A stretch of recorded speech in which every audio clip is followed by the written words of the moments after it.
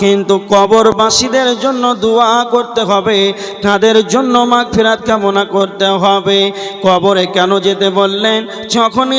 যখন কবরস্থানে যাবেন, একটা জীবিত মানুষ মাত্র 6 ঘন্টা হলো তার আত্মাটি বেরিয়ে গিয়েছে, তার আত্মাটি নাই, সে মৃত্যু হয়ে গিয়েছে। এই কারণে তাকে বোরের পাতা দিয়ে গরম পানি করে সুন্দর করে তাকে এত সুন্দর করে পানি গরম করে সাবান দিয়ে গোসল করালেন।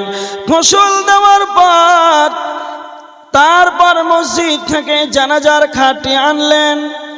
জানাজার খাটে লাশটিকে বহন করলেন, কবরস্থানে নীরব নগরে নিয়ে গেলেন। লাশকে সামনে রেখে জানাজার সালাত আরম্ভ করে দিলেন।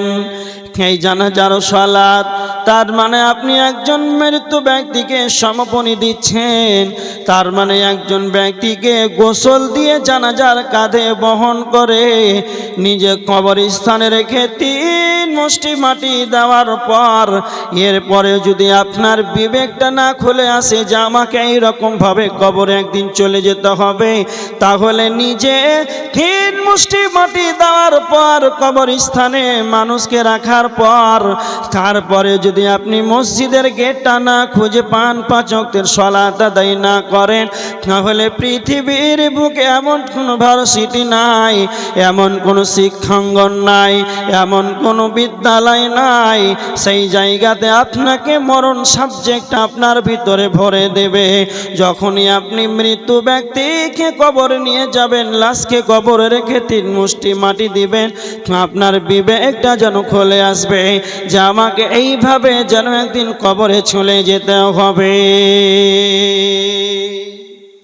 এইভাবে একদিন কবরে চলে যেতে হবে। আপনি সর্বদা তখন আপনি নিজেকে কবরবাসী ভাববেন। তিরমিজি শরীফের হাদিস, তিরমিজির হাদিস 2333 নম্বর হাদিস। হযরতে উমর রাদিয়াল্লাহু তাআলা আনহুকে আল্লাহর নবী বলেছেন, উমর ওয়াউদ্দা নাফসাকা ফি আহলিল কবর, উমর তুমি সর্বদা প্রতিনিয়ত তুমি নিজেকে কবরবাসী ভাবো। তার মানে সর্বদা নিজেকে কবরবাসী ভাবতে হবে। তারপরে আল্লাহর নবী হযরত উমর রাদিয়াল্লাহু তাআলা আনহুকে বলেছিলেন, উমর সকাল হবে তো সন্ধ্যার আশা করবে না, সন্ধ্যা হলে সকালের আশা করবে না, সকাল হলে সন্ধ্যার আশা করবে না। প্রতিনিয়ত তুমি নিজেকে কবরবাসী ভেবে নাও, তুমি প্রতিনিয়ত নিজেকে কবরবাসী ভাবো। যখন আপনি কবর নিয়ে ভাববেন, তখন আপনার মওতটাকে বলে বেশি স্মরণ আসবে। এবার দেখেন হাদিস, আল্লাহর নবী বলেছেন, তিরমিজি শরীফের হাদিস 2307 নম্বর হাদিস। আল্লাহর নবী বলেছেন, আকসিরু যিকরা, তোমরা বেশি বেশি করে স্মরণ করো, ইয়ানিল মওত, মওতটাকে বেশি বেশি করে স্মরণ করো। নবীজি কেন বেশি বেশি করে মওতটাকে স্মরণ করার কথা বলেছেন? মওতটাকে স্মরণ করলে কি লাভ হবে?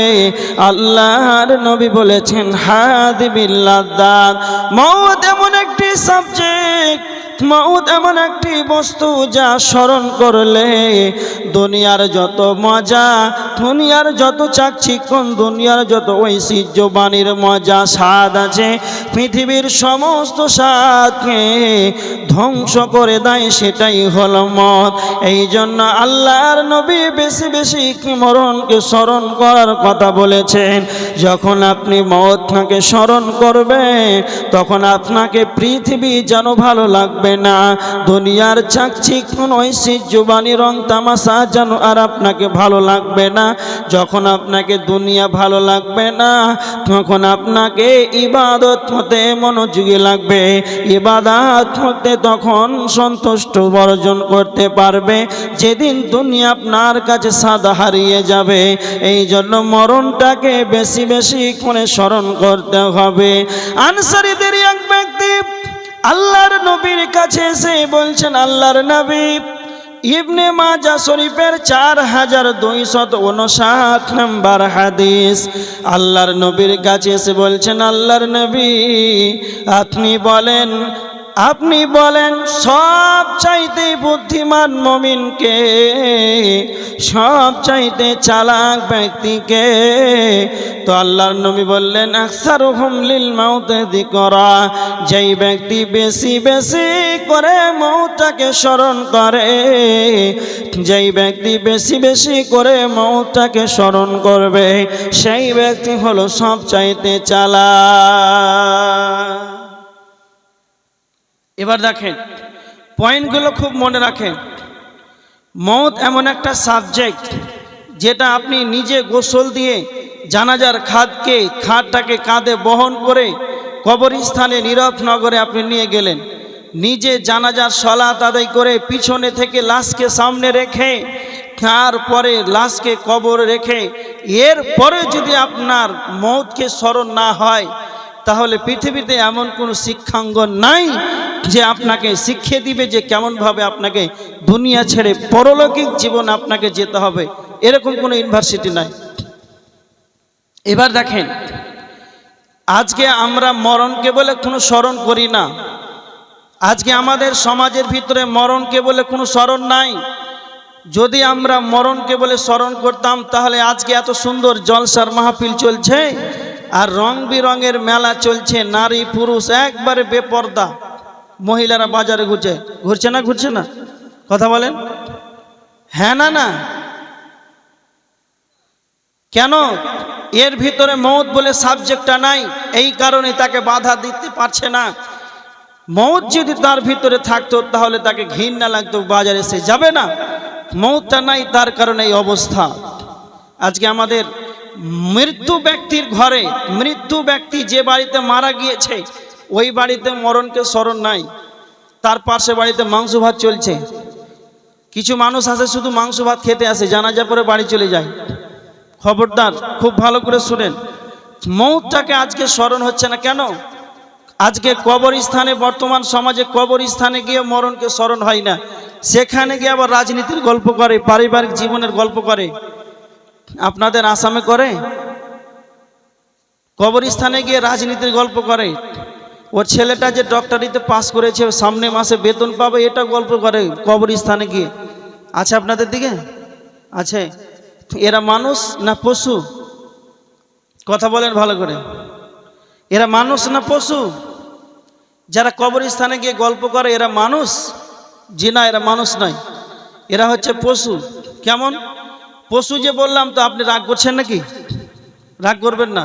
একটা উদাহরণ দিচ্ছি, খুব ভালো করে শুনেন। আপনাদের এখানে কসাইখানা আছে? কসাইখানায় কি বিক্রি করে? মাংস। আপনাদের এই মাদানী সাহেব মাদ্রাসার প্রতিষ্ঠানের জন্য মাংস আনতে গিয়েছে, খাসির মাংস। তো প্রতিষ্ঠানে মাংস লাগবে 10 কিলো, আছে কসাইখানাতে 2 কিলো। খুব ভালো করে শুনেন, 10 কিলো মাংস লাগবে, আছে 2 কিলো। আর একটা খাসি খুঁটিতে বাঁধা আছে আর কাঁঠাল পাতা খাচ্ছে। খায় না কাঁঠাল পাতা? খায়। তো মাদানী সাহেব গিয়ে বলছে, কসাইখানা মালিককে গিয়ে বলছে, আমার তো 10 কিলো লাগবে। তো এই যেটা বাঁধা আছে এটা কত করে ধরবেন? 800 না 900? এর দাম দর চলছে, খুব ভালো করে বুঝেন। তার মানে যেটা খুঁটিতে বাঁধা আছে এর দাম দর চলছে। তখনও সে কাঁঠাল পাতা খায় না? কথা বলেন, খায়।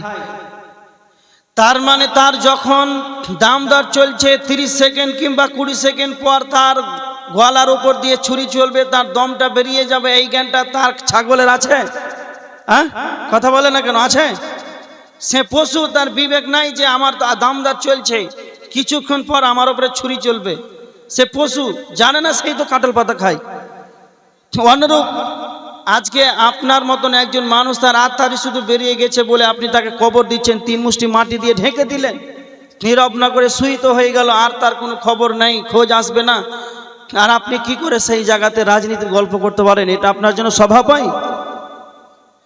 তো ওই ছাগলের তো জ্ঞান নাই, বিবেক নাই, সে কাঁঠাল পাতা খায়।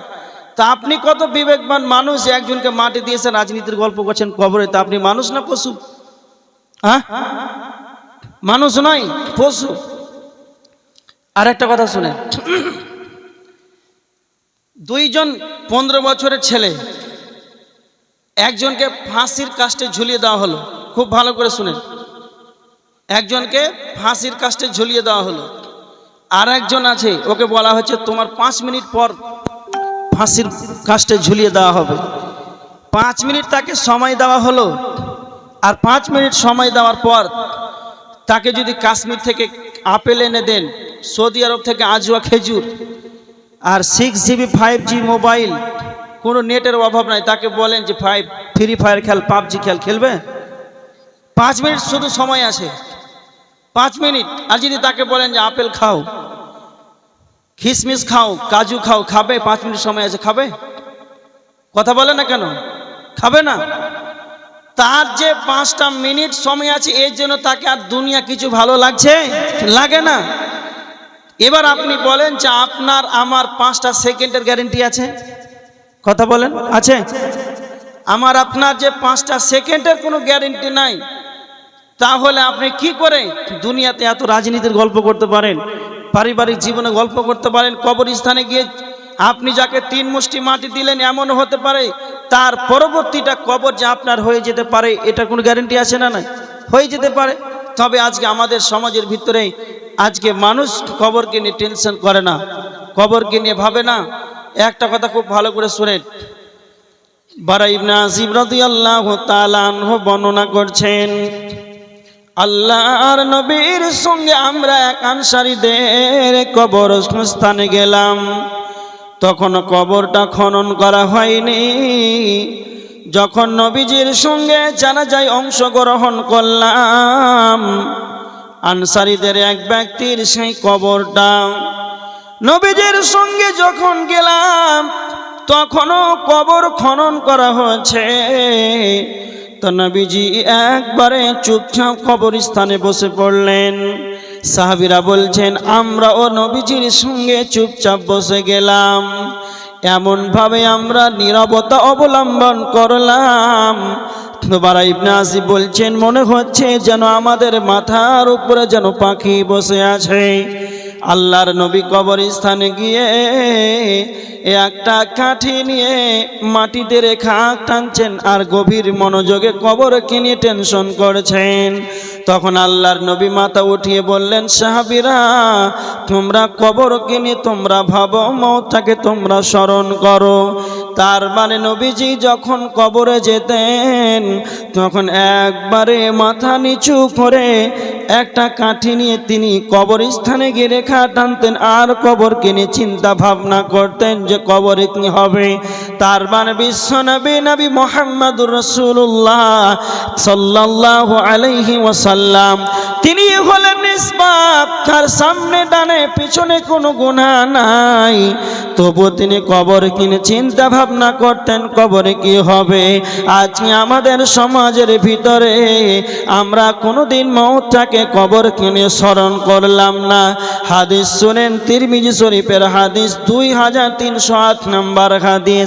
হযরত উসমান রাদিয়াল্লাহু তাআলা আনহু যখনই কবর দেখতেন, কবরটা দেখার পর নবীজি সাল্লাল্লাহু আলাইহি ওয়াসাল্লাম যখন জাহান্নামের কথা বলতেন, হযরত উসমান ততটা যেন ভারাক্রান্ত হতেন না, হযরত উসমান ততটা যেন তার মনটা মলিন হতো না। যখনই কবর দেখতেন, কবর দেখার সঙ্গে সঙ্গে উসমানের চোখের পানি যেন অঝর নয়নে ঝরতে আরম্ভ করতেন, আর পানিগুলো ঝরে ঝরে ঝরে দাড়িগুলো ভিজে ভিজে পড়তেন। তার সঙ্গী সাথীরা জিজ্ঞাসা করলেন, ও উসমান, আল্লাহর নবী যখন জাহান্নামের আলোচনা করেন, তখন তো আপনি এতটা অঝর নয়নে ক্রন্দন করেন না। যখনই আপনি কবরের কথা শুনেন, কবরকে দেখেন, তখন তো এতক্ষণ আপনি হতভম্ব হয়ে যান। সঙ্গে সঙ্গে হযরত উসমান বললেন, ও আমার সাথীরা, আল্লাহর নবী বলেছেন, ইন্নাল কবরা আউয়ালু মানাসিরিল আখিরাহ, পরকাল জীবনের সর্বপ্রথম প্রথম স্তর হচ্ছে কবর। কেউ যদি কবরে বেঁচে যায় তাহলে সে সব জায়গাতে নাজাত পেয়ে যাবে। কেউ যদি কবরে ধরা খেয়ে যায় তাহলে সব জায়গাতে যেন ধরা খেয়ে যাবে। এই জন্য আমি খবরকে নিয়ে বেশি চিন্তা ভাবনা করি। আর আজকে আমরা মুসলমান, আমাদের ডানে বামে সামনে পিছনে আমাদের যেন গুনাহ, তবুও যেন খবর কিনে কোনদিন ভাবলাম না। হযরত উসমান এমন একজন সাহাবী, তিনি জান্নাতের সার্টিফিকেট দুনিয়াতে পাওয়ার পরও তিনি কবর কিনে ভেবেছেন। আজকে আমরা হতভাগা মুসলমান, কবরের টেনশন আমাদের ভিতরে নাই।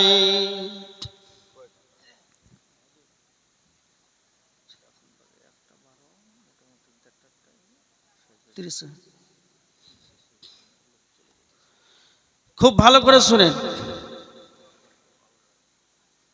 তার মানে হযরত উসমান কবরকে নিয়ে ভাবতেন, মরণকে স্মরণ করতেন। আজকে আমাদের ভিতরে মওতের স্মরণ খুব কম। এবার দেখেন, আপনাদেরকে একটা কথা বলছি, খুব ভালো করে শুনেন, কথাটা মুখস্থ করে নেন, কথাটা মুখস্থ করেন। আগামীকাল লাশ হয়ে কবরস্থানে যাওয়ার আগেই, আগামীকাল লাশ হয়ে কবরস্থানে যাওয়ার আগেই আপনি আপনার পায়ে হেঁটে মসজিদে যান, এতে আপনার সফলতা আছে। আছে না নাই? কথা বলেন, আছে। এবার দেখেন, তার মানে মরতে হবে না? হবে না? মরতে হবে, পরিবর্তন হন। আল্লাহ বলেছেন কুল্লু নাফসিন যায়িকাতুল মউত, প্রত্যেকটা প্রাণীকে মৃত্যুর স্বাদ গ্রহণ করতে হবে। যার ভিতরে আত্মা আছে তাকে মৃত্যুর স্বাদ গ্রহণ করতে হবে। কেমন? যেমন যার আত্মা আছে, যার জ্বর, তার মানে যারা চলাফেরা করতে পারে এদেরকে প্রাণী বলা হয়। যার ভিতরে আত্মা আছে তাকে মরতেই হবে। এটা হলো কোরআনের আয়াত। আল্লাহ সুবহানাহু ওয়া তাআলা চ্যালেঞ্জ করেছেন পবিত্র কোরআনে। এই আয়াতটি একবার নয়, দুইবার নয়, তিনবার আল্লাহ বলেছেন।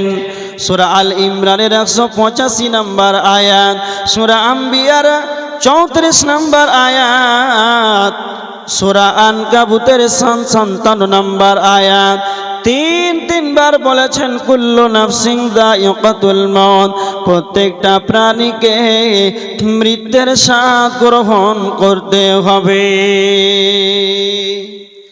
এমনকি নবী মুহাম্মদুর রাসূলুল্লাহ সাল্লাল্লাহু আলাইহি ওয়াসাল্লামকেও মরতে হয়েছে। আল্লাহ বলেছেন সূরা জুমারের 30 নম্বর আয়াত, ইন্নাকা মাইয়িতুন ওয়া ইন্নাহুম মাইয়িতুন, আপনাকে মরতে হবে এবং তাদেরকেও মরতে হবে, সবাইকে মরতে হবে, এ ব্যাপারে কেউ নাজাত পাবে না। আল্লাহ সুবহানাহু ওয়া তাআলা বলেছেন ওয়া মা জাআলনা লিবাশারিম মিন ক্বাবলিকাল খুল, আল্লাহ সুবহানাহু ওয়া তাআলা নবীজিকে বলছেন, হে নবী মুহাম্মদ, আপনার পূর্বে আমি কাউকে অনন্তকাল জীবন দান করি নাই। আফাইম্মিত্তা, আপনাকে মরতে হলে তাহলে কি তারা চিরজীবী থাকবে? ফাহুমুল খালিদুন, তারা কি তারা চিরজীবী থাকবে? তার মানে আল্লাহ নবীজিকে বলছেন আপনার পূর্বে আমি কাউকে অনন্তকাল বেশি সময়টা দিইনি, তোমাকে তা দেওয়া হবে না, তোমাকে মৃত্যুবরণ করতে হবে। মওত এমন একটা সাবজেক্ট, মওতের কোনো গ্রুপ নাই, মওতের কোনো গ্রুপ নাই। যেই দিন কিয়ামত হবে, কিয়ামত একদিন শেষ হয়ে যাবে।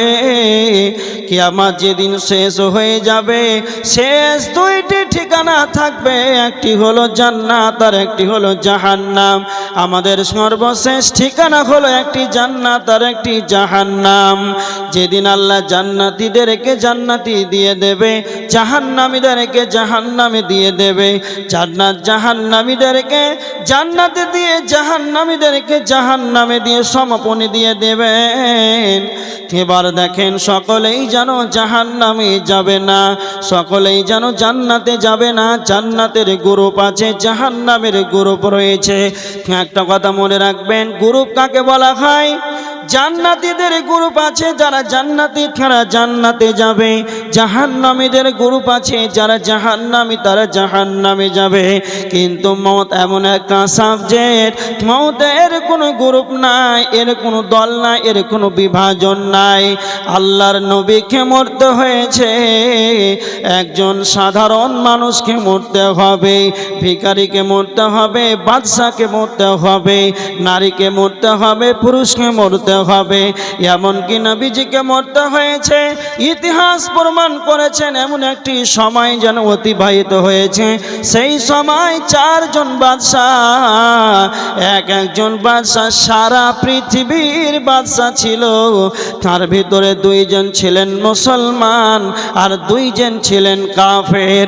দুইজন ছিলেন মুসলমান, দুইজন ছিলেন কাফের। দুইজন মুসলমানের নাম হলো সুলাইমান ইবনে দাউদ আলাইহিস সালাম, দুই নাম্বার হলো জুলকারনাইন। এরা দুইজন মুসলমান সারা বিশ্বকে শাসন করেছিল। দুইজন কাফের, একজন হলো নমরুদ আর একজন হলো বাগতেনাসার। এরা দুইজন সারা বিশ্বকে শাসন করেছিল।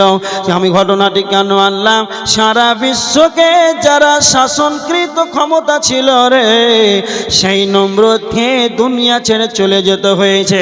নমরুদ এমন একজন আল্লাহর সবচাইতে বড় দুশমন, সে নিজেকে আল্লাহ দাবি করেছিল। সেই নমরুদ নিজেকে আল্লাহ দাবি করেছিল, সে নিজেকে আল্লাহ দাবি করেছিল। এই আল্লাহ নিজেকে দাবি করার পরও দুনিয়া ছেড়ে তাকে চলে যেতে হয়েছে। একটা মশাতে নমরুদকে দুনিয়া থেকে বিদায় করেছে। একটা মশা তার নাক দিয়ে প্রবেশ করেছিল, তার মাথায় যেন আঘাত করতে কামড়াতে কামড়াতে তার মাথা যেন যন্ত্রণা হতে শুরু করলো। সে নিজেই বাড়ি মারে, মাথায় বাড়ি মারতে মারতে মারতে মারতে তার প্রজারাকে বলছেন, আমার মাথায় যেন বাড়ি মারো। এইভাবে আঘাত করতে করতে মাথা ভেঙে তাই নমরুদকে মৃত্যুবরণ করতে হয়েছে। তার নমরুদের মাথা থেকে মশা বের হয়ে চলে গেল। আল্লাহ সুবহানাহু ওয়া তাআলা মৃত্যু দিবেন, এতে কোনো রক্ষা নাই, সে রাজা হোক বাদশাহ হোক। এই নমরুদ সারা বিশ্বকে শাসন করেছিল, তবুও দুনিয়া ছেড়ে চলে যেতে হয়েছে। ফিরআউন তিনি বলেছিলেন, আনা রব্বুকুমুল আলা, আমি তোমাদের সব চাইতে বড় রব। সূরা আল কসাসের ৩৮ নম্বর আয়াতের ভিতরে আল্লাহ বলেছেন, ফিরআউন বলেছিলেন, মা আমিলতু লাকুম মিন ইলাহিন গায়রি, আমি তোমাদের রব, আমি তোমাদের রব ব্যতীত অন্য কোন রব আছে কি তা আমার জানা নাই। এই রকম একজন ফিরআউন, সে নিজেকে সব চাইতে বড় রব ভাবতো। আল্লাহ তাকে সমুদ্রের পানিতে তাকে ডুবিয়ে মেরেছে। তার মানে আল্লাহ বলতে চাইছেন, কুল্লু নাফসিন যায়িকাতুল মউত, যার ভিতরে আত্মা আছে, যার ভিতরে জীব আছে, প্রত্যেকটা প্রাণীকে মৃত্যুর স্বাদ গ্রহণ করতে হবে। প্রত্যেকটা প্রাণীকে মৃত্যুর স্বাদ গ্রহণ করতে হবে, এতে কোনো রকম সন্দেহ নাই। তাহলে আপনারা বিশ্বাস করলেন যে মরতে হবে। যদি মওতটা এটা বিশ্বাস না করতেন, তাহলে হযরত আদমকে পেতেন, আপনার ফুলদাদাকে পেতেন, আর আপনার আব্বারা বেঁচে থাকতো। দুনিয়ার সিস্টেমই হচ্ছে আসবে আর যাবে, আসবে আর যাবে, মৃত্যু হবে, এতে কোনো সন্দেহ আমাদের ভিতরে নাই। এবার দেখেন, মওত এমন একটা সাবজেক্ট, খুব ভালো করে শুনে, মওত এমন একটা সাবজেক্ট যেটা একজন দার্শনিক বলেছেন, কেউ যদি মনে করে যে আমি মওত থেকে বাঁচব, তবে মওত থেকে বাঁচার ক্ষমতা আছে? কথা বলেন, নাই। আর যদি কেউ বলে আমি জাহান্নাম থেকে বাঁচবো, তবে পারবে কি পারবে না? কথা ভালো করে বুঝেন। কেউ যদি মনে করে জাহান্নাম থেকে বাঁচবো, তো সে পারবে কি পারবে না? পারবে। কিন্তু মওত থেকে পারবে? দার্শনিক বলতে চেয়েছেন, মানুষ যদি মনে করে মরণ থেকে বাঁচবো, তো পশ্চিম কালে ও মওত থেকে বাঁচার কারো ক্ষমতা নাই। কিন্তু দার্শনিক বলেছেন, কেউ যদি মনে করে জাহান্নাম থেকে বাঁচবো, তো সে জাহান্নাম থেকে বাঁচতে পারবে। কেমন আজকে সমাজের ভিতরে আজকে কথাটা আজকে উল্টে গিয়েছে।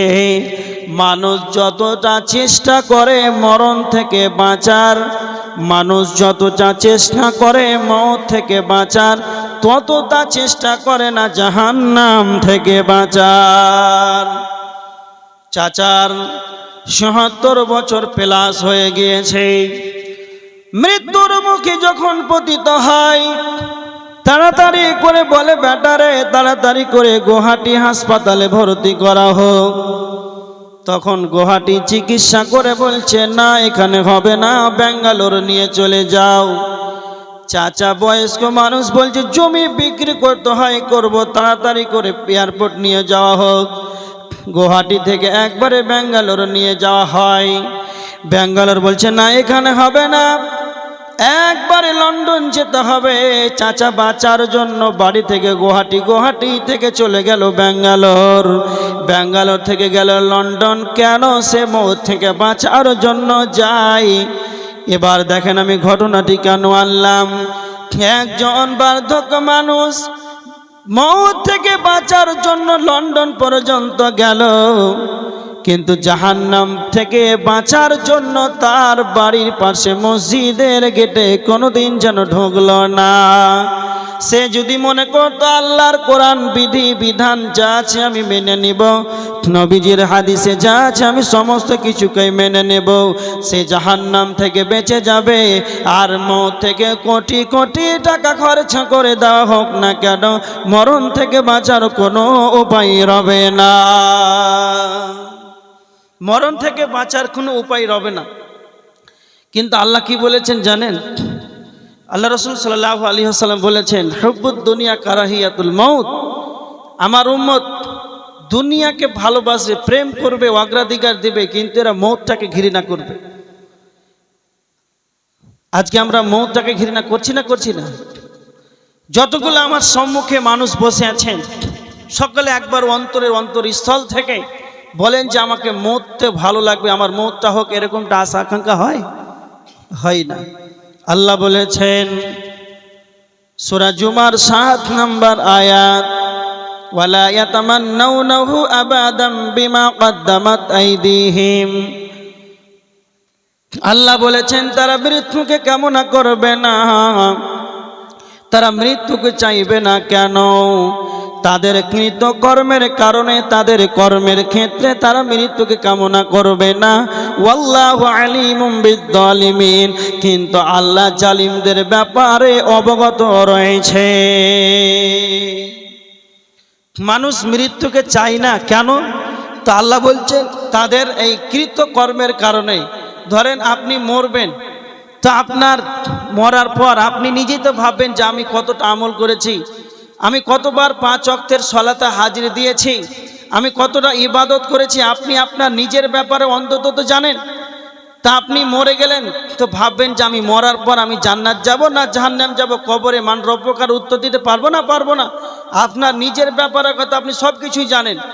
আপনি যদি একবার নেটটাকে, মাথাটাকে একবার সার্ভে ফেলে দেন, গভীর রাতে, গভীর রজনীতে মাথাটাকে, এই কম্পিউটারকে একবার খুলে দেন গভীর রাতে, নিজের বিবেকে বলেন, ওরে আমার বিবেক, আমার এই 50 বছরের জীবনটাকে অতিবাহিত করে দিলাম, তিলে তিলে সেকেন্ডে যেন সময়টাকে অতিবাহিত করে দিলাম।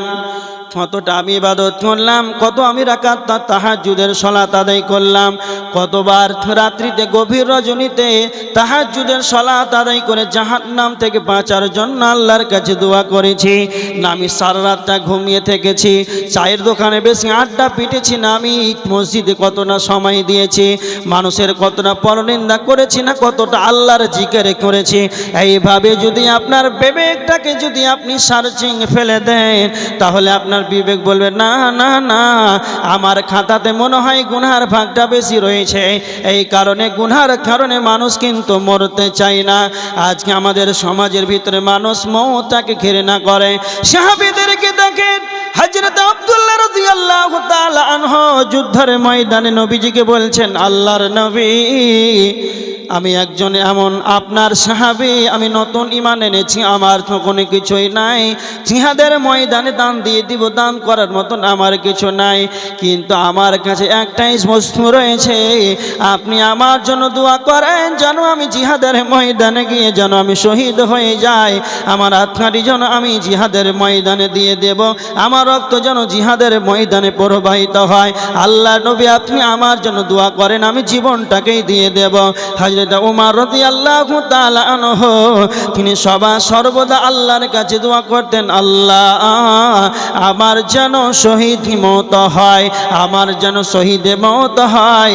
সাহাবীরা দুনিয়ার মুখে লাত মেরেছে, সাহাবীরা দুনিয়ার মুখে লাত মেরেছে, তারা মওতটাকে তারা চেয়েছে, সাহাবীরা দুনিয়ার মুখে লাত মেরেছে, মরণটাকে তারা চেয়ে নিয়েছে। আজকে আমরা তাদের শীর্ষ, আমরা সেই নবীর উম্মত, আজকে দুনিয়াকে যেন আঁকড়ে ধরেছি আর মওতটাকে যেন আমরা লাত মারছি, মওতটাকে যেন আমাদের ভালো লাগে না। তো আল্লাহ বলছেন, কেন কেন ওয়ালা ইয়াতামান্নাউনাহু আবাদাম বিমা কদ্দামাত আইদিহিম, তারা মরণকে চাইবে না, তাদের কৃত কর্মের কারণে মওতটাকে চায় না। একটা কথা আপনাদেরকে বলছি, ছোট্ট করে উদাহরণ, খুব ভালো করে শুনে। ধরেন আপনার মা পায়েস রান্না করেছে, একবারে কাজু কিশমিশ আঙ্গুর দিয়ে খুব সুন্দর করে দুধের পায়েস রান্না করেছে, খুব সুন্দর মিষ্টি। আর আপনারা দুই ভাই, আর এক ভাইকে এত পরিমাণ জ্বর হয়েছে, জ্বর হলে খাবার মিষ্টি লাগে না তিতা লাগে? কথা বলেন, তিতা লাগে? আপনারা দুই ভাই, তা আপনার মা পায়েস রান্না করেছে, তো ওর বড় ভাইটাকে জ্বর হয়েছে, আর ছোট ভাইটা খুব ভালো আছে, শরীর সুস্থ আছে। ছোট ভাইটা বারে পায়েস খায়, এই কত ভালো লাগছে, বলছে মা আরো দাও আরো দাও, বলে কত সুন্দর পায়েস, এই নাম করছে আর খাচ্ছে। আর বড়টা বলছে ভালো লাগে না, ওর মা দিচ্ছে একটু খাও বাবা, বলছে না ভালো লাগে না, খাবো না। তো কথা বলেন, তাকে ভালো কেন লাগছে না বলেন তো? কেন? তাকে জ্বর হয়েছে, তাকে তিতা লাগছে, তাকে ভালো লাগে না। উদাহরণটা কেন দিলাম? সাহাবীরা মৃত্যুটাকে চেয়ে নিয়েছে, আর আমরা যেন মৃত্যু থেকে পলায়ন করি, এর কারণটা দেখেন। সাহাবীরা দুনিয়া এরা পশ্চিমকালে কোনোদিন চাইনি, আখেরাত কিনে ভেবেছে। সাহাবীদের যে আমল ডানে বামে পিছনে তাদের কোনো গুনাহ ছিল না, তারা যখন মারা যাবে, মরলেই সঙ্গে সঙ্গে তাদের যে জান্নাত। এই কারণে তাদের যে পরকালীন জীবনে কবরে যখন সর্বপ্রথম কবরে যাবে, বলা হবে মান রব্বুকা মা দীনুকা ওয়া মান নাবিয়ুকা, তিনটি প্রশ্ন করা হবে, তো তিনটি প্রশ্ন জবাব দিতে পারবে, তার মানে তার কোনো গুনাহ নাই। পরকাল যে আসবে, আখিরাতে যে তার আমলের ব্যাগটা ঠিক আছে, পরকালে তার আমলের ব্যাগটা ঠিক আছে, সে জানে আমি মরলে আমি জান্নাতে চলে যাব, আমাকে মওতটা যেন হয়ে যায়, মওতটা খাবার এত ভালো যে আমাকে যেন মওত হয়ে গেলে আমার আরো ভালো হবে। কিন্তু আজকে অধিকাংশ আমাদের সমাজের মানুষ মওতটাকে কেন চাই না? সে তো জানে আমার নেকির চাইতে পাপের ব্যাগটা বড় হয়ে আছে।